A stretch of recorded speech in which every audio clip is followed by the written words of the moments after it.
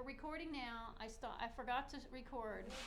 So those of you at home can pause it to catch up. You're going to write down the meaning of the word atmosphere. We talked about clouds a little bit. Now we're here. The two main portions of air are 78% nitrogen. That's the purple part of the pie. 21% oxygen, the blue part of the pie. And that little skinny thing right there has 0.97% are other gases. And you're going to write these things down. Carbon dioxide. You can write down CO2 if you like. That's easier to write. CO2, of course, is what we are exhaling. Now, why isn't there more CO2? Because we're doing a lot of exhaling. Who's using the CO2? Who? Trees. Plants, trees are using it. So people talk about how horrible CO2, carbon dioxide is. No, it's not. It's feeding the plants. Thank you very much. It's fertilizer. It's natural. It is. Next, we have three things. Argon, neon, helium. Y'all think back to our chemistry unit. What do you know about those three things? They glow. I don't know. They They're do not not react. one blank. They will never Well, react. I think there are 6 blanks, yes?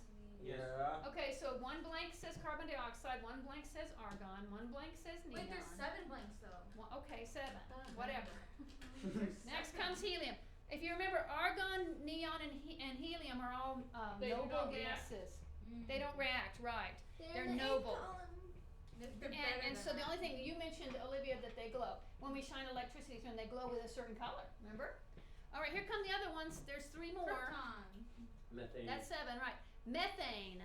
Krypton, also it's also a noble gas, and hydrogen. Hydrogen itself. There's not a space for it. These don't have. There's not 7 blanks. Never. Is Krypton like white like the movie? Oh, yeah. Superman? No. What are Yeah, I don't Wait, know. did you just I don't say know what the white? Like, Yeah, because their planet is white, but then the inner core is green. I have not seen What? Krypton. how do you know that? And then it's blue, red, and yellow. How do you know that? White. I'm a DC and Marvel fan. Oh, Yes, goodness DC gracious. No, I'm a Superman Say fan. again? Okay. What are the I like percentages? Superman and Batman. Iron Man is Oh, better. I don't know. My Iron Man goodness. is better. Marvel's better. All of them together are 0.97%. Ant-Man. Okay, everybody, shh. All of this is being recorded. Oh. Hi, people. Yeah. Hey. All right, don't forget water vapor. This is humidity, okay? So it turns out that humidity is the moisture content of the air. Relative humidity is something that the weatherman will tell us. It's the ratio of the mass of water vapor in the air at a given temperature to the maximum mass of the water the air could hold at that temperature, expressed as a percentage. It's what the weatherman tells us. If he says, for instance, today it's high humidity, yes? In fact, they're telling us we may have some storms this afternoon. It looks like the storms are probably going to be up farther north, up in Georgetown area, and they're talking about possible tornadoes and hail and rain and all that kind of stuff. Is this true? Is this true? Is this an actual report of today? Yes, I'm telling you today's weather report. All Okay, right? things happen. We may have weather this afternoon, although it looks like it's going already north and it have won't weather, be though. a problem for us. Yes, David. Relative humidity isn't on here. Okay, it's been included in this presentation. I don't know why, but it is. I just wanted you to remember that in the atmosphere, when I tell you all of those gases in the atmosphere, it is with disregarding the water that's in the atmosphere. There's going to be water in atmosphere all over the place. Some places are more humid than others, yes? Some places are very dry. They don't have much water, but there is water there. All right, look at that place. Look at that picture. Ooh, Kind of that's that pretty foggy wet. thing going on there, very humid. So the water vapor that's in there, it turns out water vapor, so you may have noticed on very humid days, us girls, we have trouble with our hair. Yes. It's a little bit frizzy and this kind of Okay. thing. It won't, My hair. it won't Nah, cooperate nah, very much. But it's better than dry, because you know what happens in really dry air? If you lived in a place that didn't have much humidity, your skin gets real dry, and you get chapped fingers, you get And chapped lines. lips, really big, chapped face, bloody nose, because the inside of your nose is not humid enough. So I really say, whenever I'm tempted to complain about the humidity around here, I say, wait, it's better than the alternative. Hair does not like dry air either. It does. It stays the same. Like you fix your hair in the morning, and when it's dry out, it stays. It's dead. But if you fix your hair in the morning and it's humid out, it goes boing. Yeah. So. All right. So- Carbon dioxide. Let's talk. Yes. Water vapor isn't one of the gases in the air. So when we looked at that pie chart of all the gases in there, we were disregarding the water because it's different. It's different in different parts of the earth. But just keep in mind that everywhere in the earth there is a bit of water vapor at least. And in the humid areas there's a lot of water vapor. All right, CO2, carbon dioxide, is a greenhouse gas. Did y'all write that in your blank? A greenhouse gas. Okay, it performs two main functions. It looks like this, by the way, a carbon in the middle with oxygen on the side with a double bond. Remember all our chemistry we learned in this class? Ooh, that tough stuff, yeah. Number one, warming the earth. That's the first job of carbon dioxide, to warm the earth. It's hot in here. It's known as the greenhouse effect, and you need to understand the greenhouse effect is good. It is good. Without it, we would not have life as we know it on this planet. So don't let people say, oh, greenhouse effect, terrible. No, no, it's very, very good. The second thing the sun is doing for us, and CO2 is doing for us, is photosynthesis. All right? So CO2 is essential for the process which produces sugar and oxygen in plants, and then it uses it.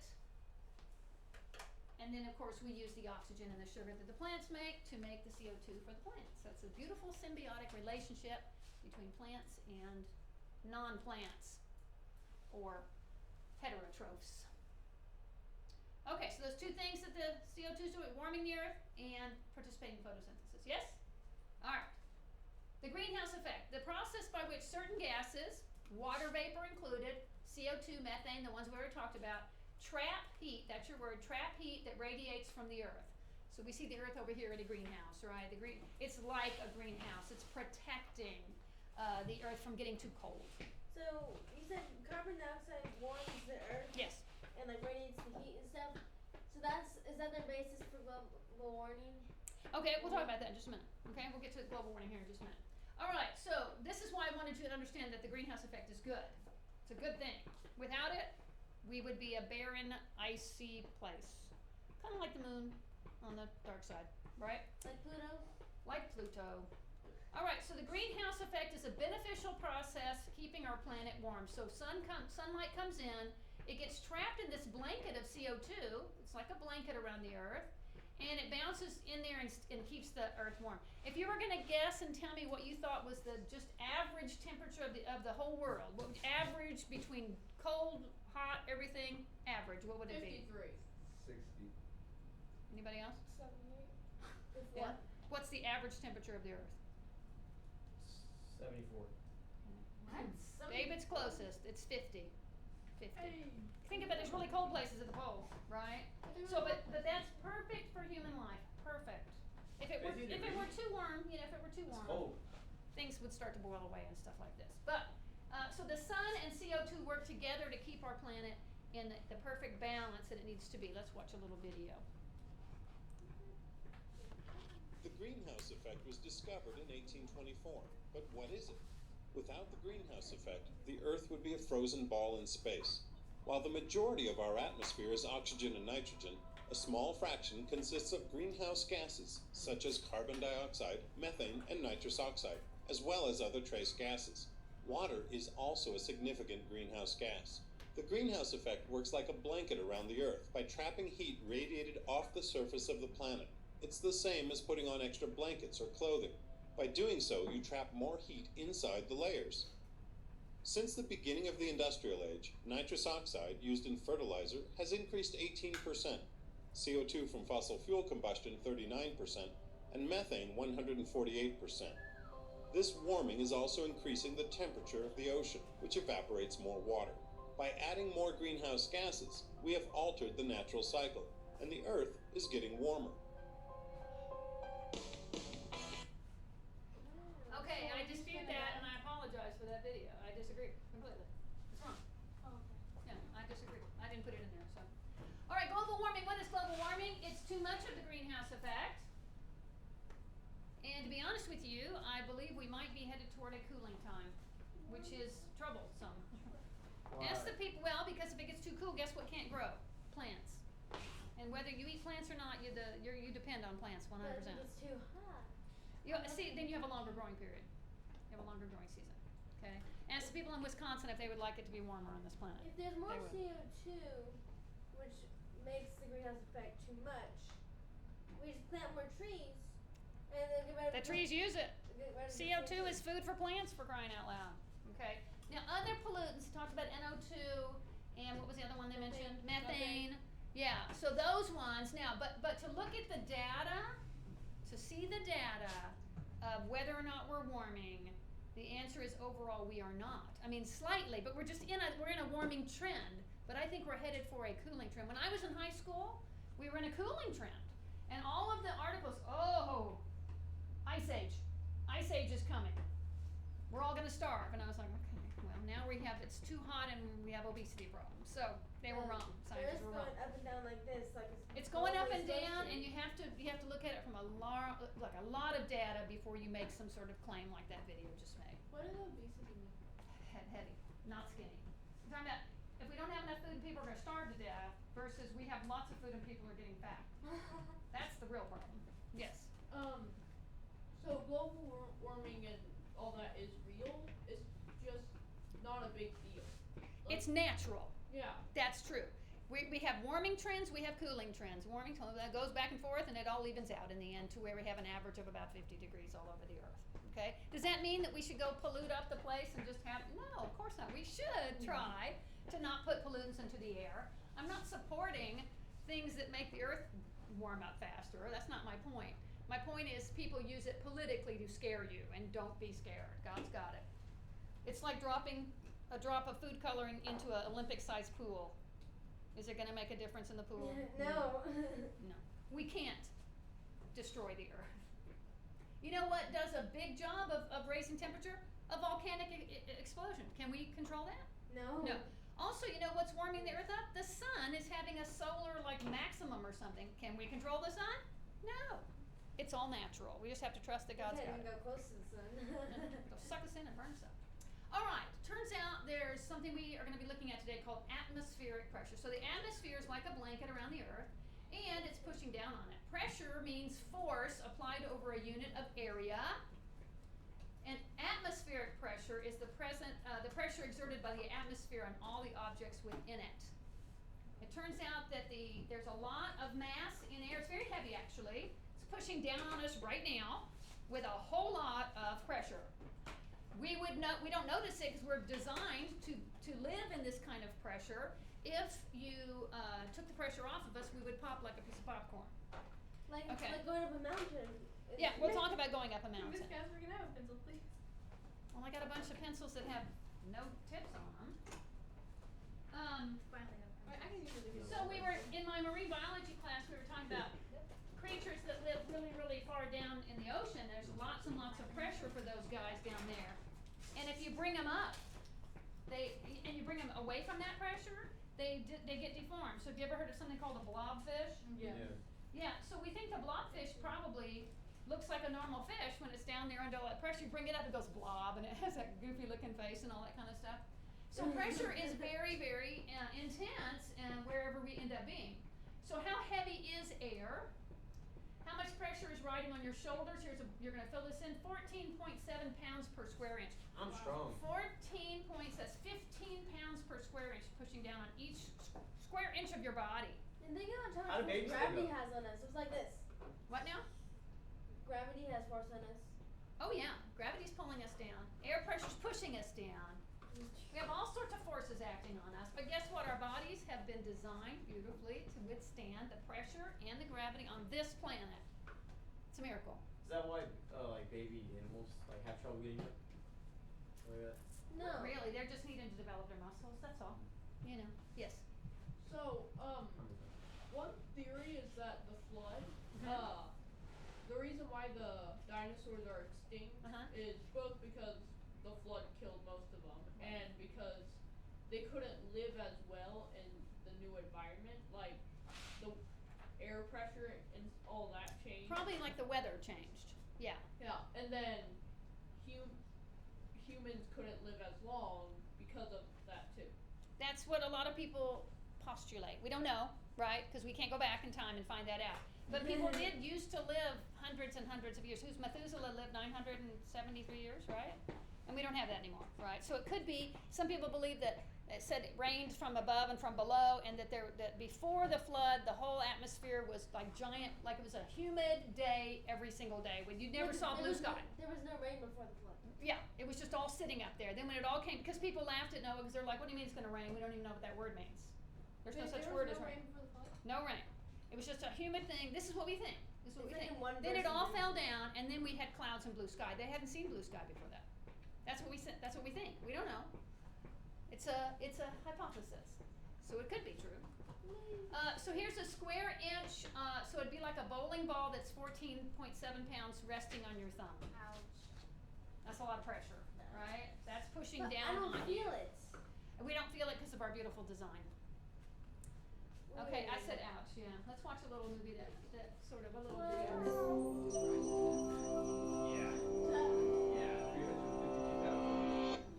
You may not realize it, but from the moment you got out of bed today to the point where you sat down to watch this video, you've essentially been swimming. Why? Because air is a fluid, just like water. It has waves and eddies, it flows, and when you push air out of the way, it rushes around you into a wake. So why don't we notice it most of the time? We commonly think of air as empty space. But while 1 cubic centimeter of interstellar space, the volume in the tip of your pinky finger, contains roughly 1 atom, the same volume of air has about 10 quintillion molecules. If that sounds hard to wrap your head around, it happens to be about the same as the number of insects alive on the planet, all crawling, climbing, and flying over each other in an enormous, tightly packed swarm. Oh, that's cool. When this swarm of molecules runs into things, it exerts a force, pressing against the boundaries of the fluid like water pressing against the glass of a bottle. This is known as air pressure. And while air is lighter than water, all those molecules still get pretty heavy, with the total air filling a typical school gym weighing about as much as an adult elephant. So when you walk into a gym, how come you're not immediately crushed by the elephant of air in the room? Well, first of all, because most of it is pressing on the floor and the walls, and the part that is pressing on you is pushed back by the pressure inside you. You see, the air, as well as the water and everything else that fills our bodies, exerts an amount of pressure equal to that of the air outside. Of course, this is no accident. It's precisely what allows us to survive in the normal atmosphere, and what makes it more difficult at high altitudes or deep water. And we normally don't feel the air pressing on us because it's generally uniform. So even though different amounts of air molecules are hitting you at different times, the swarm is so thick that all those little differences average out. What happens when air pressure isn't uniform? This means that the molecules are pushing harder in one region of air than another, driving the airflow from the higher pressure region to the lower. We feel this flow directly as wind, and the pressure systems that meteorologists are always going on about are responsible for other weather changes, from the mundane to the catastrophic. But differences in air pressure do more than just let us complain about the weather. They're the very reason we're alive. We breathe by lowering the pressure in our lungs, allowing air to rush in. So the next time you take a deep breath, think of the unfathomable number of air molecules you're commanding to move. Or insects. We look up at the night sky to ponder the infinity of space. But unless you're watching this video from that deep space, there are more air molecules in and around your body than there are grains of sand in all the world's beaches and deserts, stars in the visible universe, or both of those numbers combined. The vastness of the universe is right in front of you and inside you. Alright, so there's atmosphere molecules all over the place. Universe. So when you take a breath, what you do is you use your muscles to open up your chest cavity and make it bigger. And the laws of gases say a higher volume, lower pressure, therefore the pressure outside is big and it rushes right inside. So you're not sucking air into your lungs, you're just making a bigger space and it goes in automatically. The same is true about taking a straw and sipping a straw. All you're doing is taking the air, evacuating the straw, and then the pressure outside is pushing down on the liquid and pushes it up. You don't suck anything up of a straw. What you do is reduce the pressure inside the straw, making the pressure outside the straw But it push feels it. like you're sucking it. Feels like it, but you're not. You know, you Wait, what technically- about blowing Say again? out air? You technically don't bite down, you bite up because your lower jaw. is Okay, open. good point, good point. You What, bite David? What if You you're try, you know. blowing out? If you're blowing out air, that's fine. It goes through the straw too. Are you I know. actually blowing it out, or is it just Well, you talking about when we're breathing, when we're That's how you exhaling, do yourself. we're making our chest smaller. That's why our chest goes like that. Yeah, it's just the pressure deal on that. Okay, has anybody ever gone up to the mountains and got sick? Yes. You've had that happen before? I've never been to a mountain. Okay, it's called altitude sickness. Are you supposed to write that one down? Yeah. Okay. What may someone experience when they go to high altitude? Altitude sickness. Pressure change. It's the pressure change, okay? Your ears pop, sometimes you might feel nauseated and Bloody Right, noses. faint. Bloody nose typically has to do with the dryness of the air. Headaches, things like this, okay? We're gonna watch a little video about it to see a doctor talking about it. As if climbing a mountain wasn't hard enough already, forcing the body to acclimate to high altitudes too quickly can not only stop someone from reaching the summit, it can have dire consequences. But altitude sickness doesn't just affect adrenaline-driven mountaineers. The effects of altitude sickness can be experienced at as low as 1,800 meters, only about a third of the way up to Everest Base Camp. Oh, and just because someone is young and physically fit doesn't mean that they won't get sick. Youth is no protection. Fitness is no protection. It doesn't work that way. My name is Jan Stepanek. I've been at Mayo Clinic for the last 25 years. I'm an internal medicine and aerospace medicine specialist. The biggest difference between low altitudes, like sea level, and high altitudes, like a mountain, is actually not a lack of oxygen. It's the change in atmospheric pressure. We all think of oxygen merely in terms of, what is around us. 21% of the ambient air that we breathe is oxygen. That percentage doesn't change between sea level and Mount Everest. The only thing that changes is the pressure that surrounds us. It's this pressure that drives the gas exchange from the lungs into the red blood cells, which carry oxygen to the rest of the body. So, less pressure at a high altitude means it's harder for the body to take up the oxygen. But Our bodies are amazing. the body can adapt to the lack of ambient pressure at high altitude by breathing faster and elevating the heart rate. By blowing off more carbon dioxide, the lungs are able to enrich the blood with more oxygen. It's called sympathoadrenal drive, so your heart rate and your cardiac output goes up, and that allows your body to gradually reset to that new altitude environment of decreased ambient pressure, and you still continue to function well without falling ill. This all happens seamlessly if you ascend to a high altitude slowly. It's when you jump from low to high too quickly that the body struggles with the change. Oh my gosh. This causes the first type of altitude sickness you'd experience, called acute mountain sickness, with symptoms of headache, lack of appetite, nausea, vomiting, fatigue, lightheadedness, and disturbed sleep. But if you breathe too fast, you can start to lower your carbon dioxide levels. And there is a balance, you need normal oxygen and carbon dioxide levels in order to function optimally. And it's these low carbon dioxide levels that can start to cause problems. Carbon dioxide we all think of as being a waste gas. But we actually need certain levels of carbon dioxide to maintain normal blood flow to regions of the brain. So if carbon dioxide levels drop too much, blood flow to the brain starts to diminish. The changes in oxygen levels and resulting changes in breathing can cause the more dangerous forms of high altitude illnesses, HACE and HAPE. We believe today, based on the pathophysiology, that from acute mountain sickness, and if not paid attention to, and people do the foolish thing and continue to ascend despite being sick, then you can progress to high altitude cerebral edema, which not infrequently goes hand in hand with a little bit of pulmonary edema. These two edema illnesses are rare and can be difficult to study because they often occur in high, hard-to-reach places where the person either rapidly descends and their symptoms ease, or they progress and cause death. In high-altitude cerebral edema, experts think that the change in blood flow causes an increase in the permeability of the blood-brain barrier, causing brain fluid to leak around the blood vessels. This causes the brain to swell and starts to hinder the central function of the brainstem and other critical areas of the brain. But what exactly causes the blood-brain barrier to leak? $1,000,000 question. There is a lot of hypotheses. Similarly, with high-altitude pulmonary edema, blood vessels constrict in the lungs in a patchy fashion in response to lack of oxygen. This can cause the vessels to leak in a manner similar to the blood-brain barrier, resulting in pulmonary edema. Keep in mind, this is in an environment where you already have lack of oxygen due to ambient pressure, so it gets to a point where it just gets to be not enough for the body to be able to function, and systems start shutting down, arrhythmias start happening, and people go into respiratory arrest.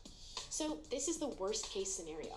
But for many people, acute mountain sickness is more of an uncomfortable headache that gets better over time, or after they move to a lower altitude. You can prevent altitude sickness just by taking more time to move from low to high elevations. The biggest challenge, I think, that kills more people on mountains these days than altitude sickness is bad judgment and a sense of I've paid for this trip. It cost me a lot of money. I'm here, and by gosh, I'm bagging this peak. Gotta make it to the top. Yeah. All right. So the pressure makes a big difference. We can get altitude sickness. There's also a thing called the bends. Have you heard about the bends? That's if you go underwater and you have more pressure on you, and as you rise to the top and the pressure lets off quickly, it actually puts gases into your blood that shouldn't be there, nitrogen in particular, and it can lead to a condition called the bends. And the BENDS, bends. It can kill you too. So our body has kind of a fairly strict pressure it wants to be under, right here at sea level. Yes. We went to the mountains in New Mexico once, and my dad got one of the HA something. The Oh, he ones up did? there. Yeah, he was in Seriously? the emergency room. Oh my goodness. Yeah, that's bad news. Man, so he probably doesn't like to go to mountains anymore. No way. No thanks. Yes. So let's say you were to put a weight on you, like covering your body and going up a mountain. Would that help with altitude sickness? Okay, so you know what think about what the space guys do. What do? They put on a suit that's got air pumped into it. They completely are covered by a suit, a space suit, and that's why they wear that, because it pumps air all around them, so it keeps it up. So I think technically that might be the case, but I think with the space suit it has to be completely contained, you know, because the pressure can escape, if you will. You see what I'm saying? Yeah. So you know what they do? They take a air tank with them, and they breathe air like this, and that allows more oxygen, more pressure in that way. Did you have a question? Yeah.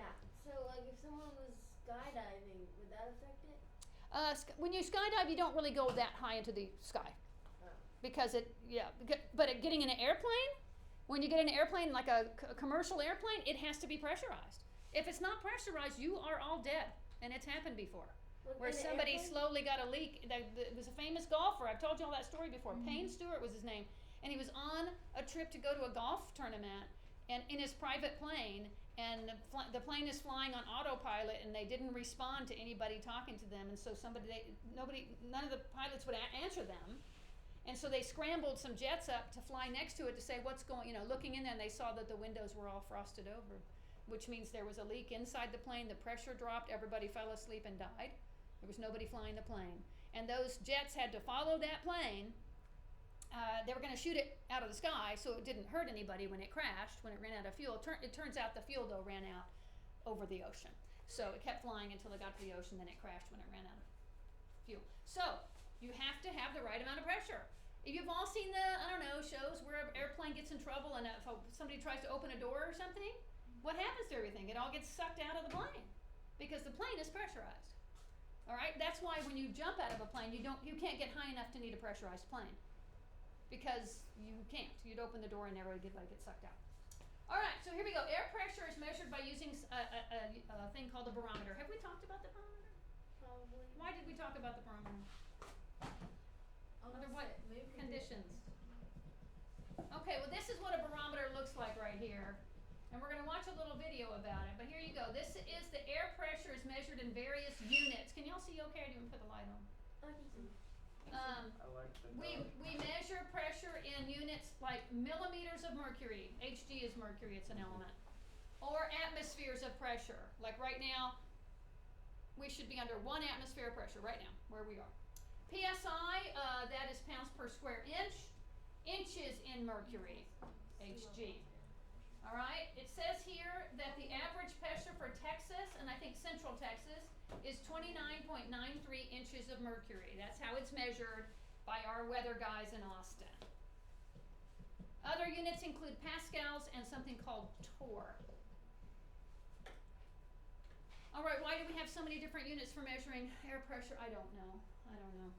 I know about mercury because mercury is a liquid metal. It's liquid at room temperature. And so it's found naturally in a liquid state, and it responds very quickly and easily to changes in pressure. We'll see a video on that in just a second here. So what do the units mean? The units mean, for instance, if I'm measuring something, if today it's 75 degrees Fahrenheit, Fahrenheit is a unit. All right, so if I say that it is 29.93 air pressure outside today, what, 29.93 what? Inches of mercury. But I could have said 29, atmospheres, or 1.3 atmospheres of pressure today, or 0.9. It's probably a little lower than regular 1. 1 is normal atmospheric pressure. All right, so we have inches of mercury. We see the two little dots right there, the two, like the quote signs right there. That stands for inches. HD is mercury. Atmosphere is ATM. Pascals is named after Mr. Pascal, and we usually have very large units, so we call it a kilopascal or 1,000 pascals. Millibars are bars of mercury. Those are just different units that we use. Okay, but how does a barometer work? We will find out right now.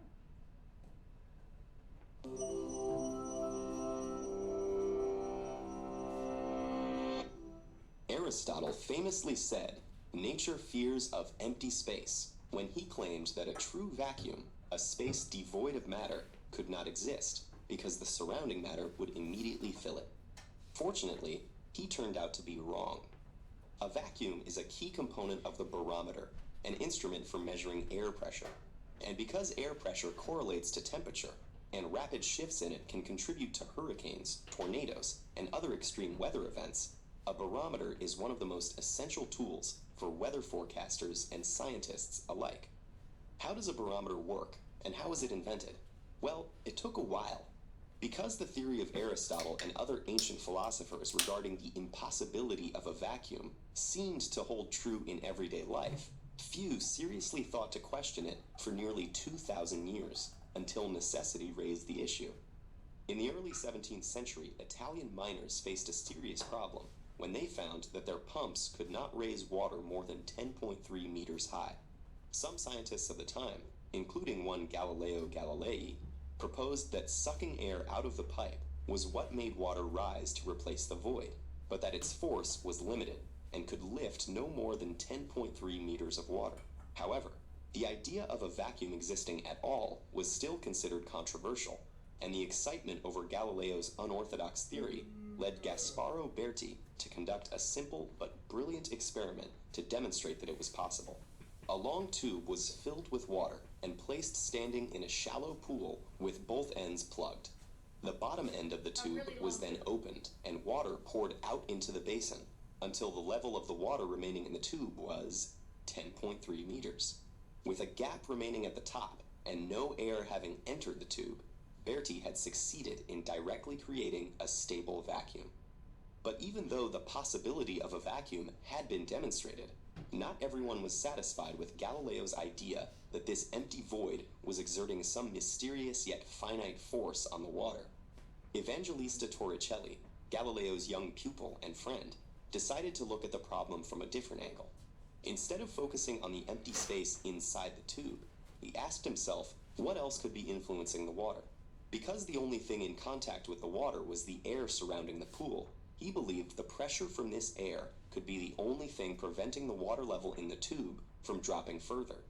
He realized that the experiment was not only a tool to create a vacuum, but operated as a balance between the atmospheric pressure on the water outside the tube and the pressure from the water column inside the tube.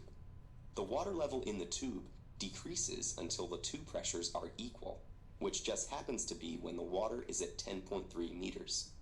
This idea was not easily accepted, as Galileo and others had traditionally thought that atmospheric air has no weight and exerts no pressure. I was wrong about that. Torricelli decided to repeat Berti's experiment with mercury instead of water. Because mercury was denser, it fell farther than the water, and the mercury column stood only about 76 centimeters tall. Not only did this allow Torricelli to make the instrument much more compact, it supported his idea that weight was the deciding factor. A variation on the experiment used two tubes, with one having a large bubble at the top. If Galileo's interpretation had been correct, the bigger vacuum in the second tube should have exerted more suction and lifted the mercury higher, but the level in both tubes was the same. The ultimate support for Torricelli's theory came via Blaise Pascal, who had such a mercury tube taken up a mountain and showed that the mercury level dropped as the atmospheric pressure decreased with altitude. Mercury barometers based on Torricelli's original model remained one of the most common ways to measure atmospheric pressure until 2007, when restrictions on the use of mercury due to its toxicity led to them no longer being produced in Europe. Nevertheless, Torricelli's invention, born of the willingness to question long accepted dogmas about vacuums and the weight of air, is an outstanding example of how thinking outside of the box, or the tube, can have a heavy impact. What do they use now since they can't use mercury? Alcohol. Oh. They use alcohol. They use computers as well, right? They use technology. Let's look at this. This is just going to show us technically how We they do it. measure atmospheric pressure with an instrument called a barometer. A barometer is usually made with a reservoir of liquid, typically mercury, and an inverted, evacuated tube. The term evacuated simply means there's no air in the tube. That way, the liquid is free to flow up and down the tube without any resistance from air. Because atmospheric pressure is pushing down on the mercury reservoir, a column of mercury begins to rise in the evacuated tube. This will continue until the weight of the column of mercury inside the evacuated tube is equal to the force with which atmospheric pressure is pushing. Once that happens, the forces are all equalized, and the height of the column in the evacuated tube is a measure of atmospheric pressure. If atmospheric pressure is low, the height of the column is low. If atmospheric pressure is high, the height of the column is high.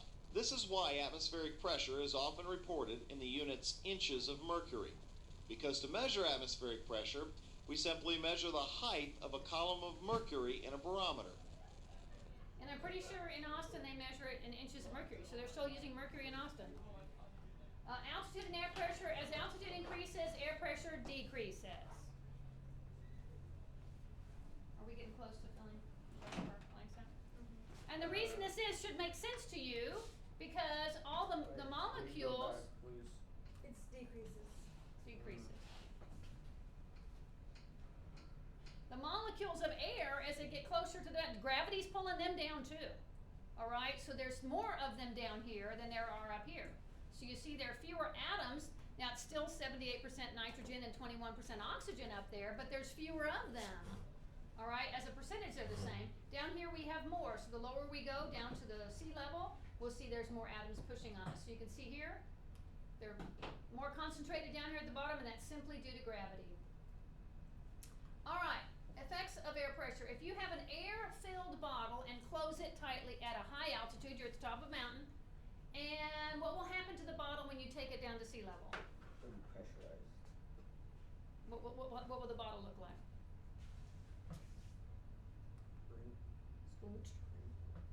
It'll crush it because there's more pressure outside it, right? You're at high level with low pressure. You put the lid on, you come down, it's higher pressure, it's going to squeeze the bottle in. Does it just immediately squeeze? It depends on how quickly you're going down, I guess, you know. So, Drop it down. yeah. So it's going to squeeze it right there. Okay, it's time for lab now. Hey, I mean, you could probably do the biggest bottle flip ever. There's a big thing right here. That big box? Yeah. The big box is, you're going to say what happened in the lab. Miss Casper. There's not a lab page, I guess, huh? There There's There is a lab page? So what is the big box? Maybe there's Oh, was that for the crushed bottle? Maybe. There's only 2 activities then. One in the lab page. Yes, David. Let's say you closed an air-filled bottle at sea level and then went up the mountain. Yeah, what would happen then? Would it pop? Yes, it would get big like that. You've probably seen it happen with hot bottles, right? Or cold bottles for that matter. That's usually water freezing. But yeah, so the pressure will change depending on where you are. So yeah,